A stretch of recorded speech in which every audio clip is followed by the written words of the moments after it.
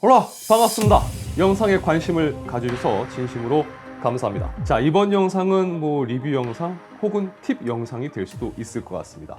자, 바로 DDR5 관련한 영상입니다. 자, 인텔 12세대가 출시가 된 후 많은 분들이 DDR5 메모리에 대해서 기대를 하고 또 관심을 두고 계셨을 겁니다. 자, 그런데 DDR5 메모리는 공급이 원활하지 못한 상황이고 또 실제로도 출시가 된 지 어느 정도 시간이 지났지만 아직까지도 제품을 시장에서 만나보기가 힘든 상황입니다.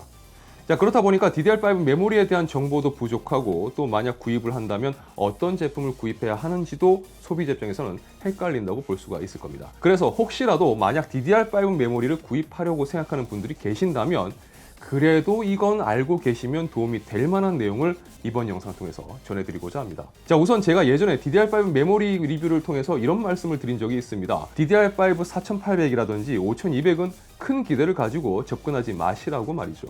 퍼포먼스만 따져본다면 DDR4 메모리에서 CL 값이 낮은 고성능 제품을 사용하는 게 오히려 더 나은 성능을 보여주기 때문입니다. 물론 DDR4 기준에서 따져본다면 4000MHz 클럭 이상의 제품들은 아무래도 대용량 메모리로 구성하기 힘들어지기 때문에 4800이라든지 5200 속도의 DDR5는 DDR4에서 힘들었던 높은 클럭에서 대용량 구성을 가능하게 해주는 메리트는 분명히 있을 겁니다. 그렇지만 단순히 게이밍 성능만으로 접근한다면 이마저도 사실 의미는 없겠죠. 컨텐츠 작업 등의 목적으로 사용하는 시스템에서나 해당되는 이야기일 겁니다. 자, 그렇다면 이제 DDR5가 그나마 퍼포먼스적인 부분에서 좀 의미를 가지려면 6000MHz 클럭 이상의 메모리에서 의미를 가진다고 볼 수가 있을 텐데 최근에는 그래도 소량식이지만 6000MHz 클럭의 제품들도 판매되고 있는 추세입니다. 다나와에는 없는 걸로 나와 있는데 실제 이제 오프에서는 소량 제품들이 나오고 있다고 보시면 될 것 같습니다. 자, 그동안 저도 개인적으로 4800 그리고 5200 최근에 6000 클럭의 DDR5를 최대한 구해보고 테스트를 진행을 해봤는데요. 우선 현재 시장에 나오는 DDR5는 마이크론과 삼성 그리고 하이닉스 메모리를 탑재해서 나온다고 보시면 되겠습니다. 메모리 브랜드마다 이 세 가지 메모리 모듈 중 특정 모듈을 탑재하고 제품을 내놓고 있는데요. 어떤 브랜드 같은 경우는 마이크론이 주력, 또 어느 브랜드는 삼성이 주력, 그리고 클럭에 따라서 삼성이 많거나 하이닉스가 많거나 이런 식입니다. 따라서 DDR4 때도 상황은 비슷했지만 DDR5에서도 제조사의 특성 그리고 제품의 클럭대에 따라서 부득이하게 뽑기가 발생한다고 보시면 될 것 같습니다. 그동안 제가 여러 DDR5 메모리를 테스트해보면서 느낀 부분을 말씀드리자면 DDR5에서는 마이크론 메모리는 오버 수율이 상당히 안 좋습니다. 이건 제조사들의 성향일 수도 있는데 거의 그 메모리가 보여줄 수 있는 수율 끝자락에 맞춰서 내놓는 것 같다라는 느낌을 받았습니다. 그리고 이것과 비슷한 성향을 보여주고 있는 건 삼성도 마찬가지입니다. 삼성은 전반적으로 고클럭 메모리에 탑재되고 있는데 그만큼 고수율이라고 볼 수가 있는 거지만 한편으로는 또 그만큼 헤드룸 여유가 없는 편이라고도 생각해 볼 수가 있습니다.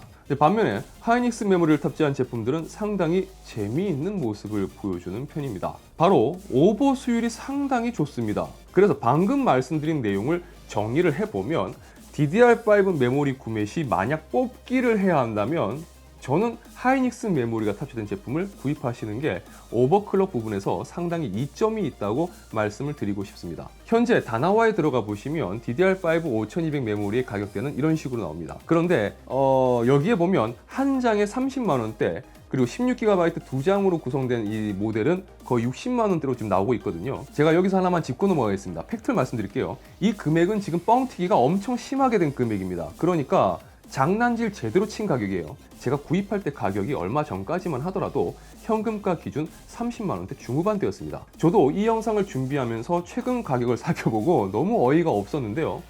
역시나 저 동네는 대단하다라는 얘기가 자연스럽게 나오네요. 그러니까 이 가격에는 절대 여러분들 구매하시면 안 됩니다. 그러니까 메모리 가격을 2배로 뻥튀기해서 장난치고 있는 거예요. 자, 그러니까 지금 웃긴 게 5200MHz 클럭대 메모리와 6000MHz 클럭대 메모리가 가격 차이가 사실 거의 없는 거예요. 자, 그럼 5200대 메모리인데 하이닉스 메모리가 탑재되어 있어서 오버 수율이 만약 괜찮다라고 한다면 60만 원대나 하는 6000 클럭대 메모리를 구입할 필요 없이 30만 원대에서 5200 메모리를 구입해가지고 오버를 해서 사용을 하면 충분히 메리트가 있을까 이런 생각이 들 수가 있을 겁니다. 그쵸? 만약 그렇게만 된다면 쓸데없이 60만 원대나 하는 6000대 메모리를 구입할 필요가 없는 거니까요.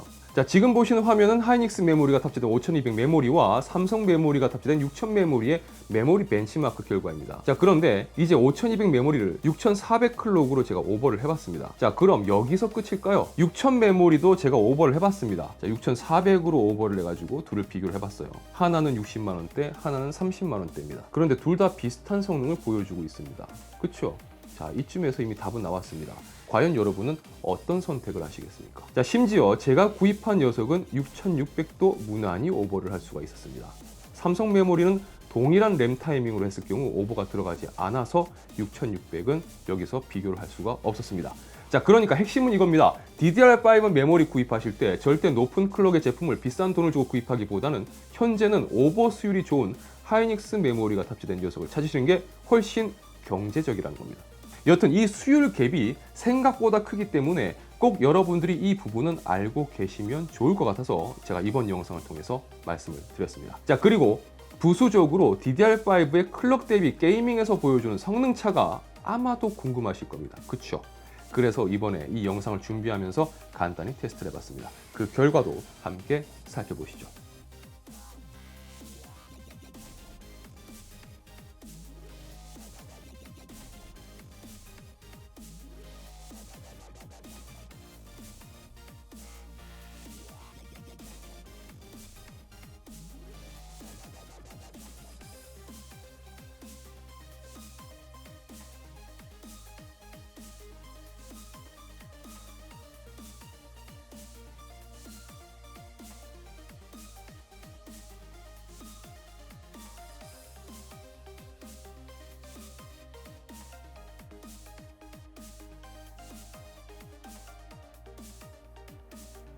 자, 4K 해상도에서는 사실 프레임에서 큰 차이를 보이지는 않았습니다. 반면에 CPU 사용도가 좀 더 커지는 풀 HD 해상도로 테스트했을 때는 메모리 클럭 차이가 미치는 영향이 4K보다는 뚜렷하게 보이는 편입니다.